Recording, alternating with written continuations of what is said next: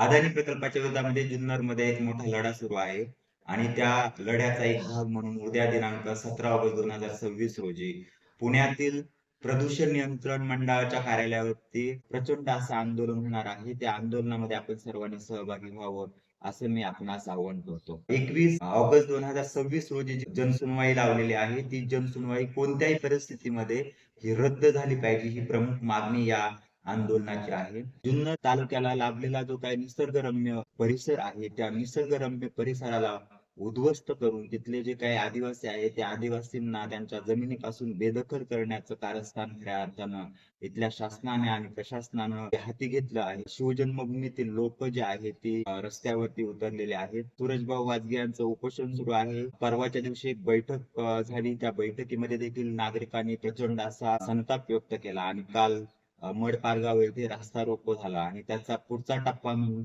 हजारोच्या संख्येनं त्या कार्यालयाच्या वरती मोर्चा घेऊन येणार आहेत. आम्ही पुणे शहरातील तमाम नागरिकांना देखील विनंती करू इच्छितो की आपण देखील या आंदोलनाला पाठिंबा द्यावा, त्याच्यामध्ये सहभागी व्हावं आणि सर्वतोपरी आपण आंदोलकांना मदत करावी अशा स्वरूपाचं विनंती मी आपण करतो आहे.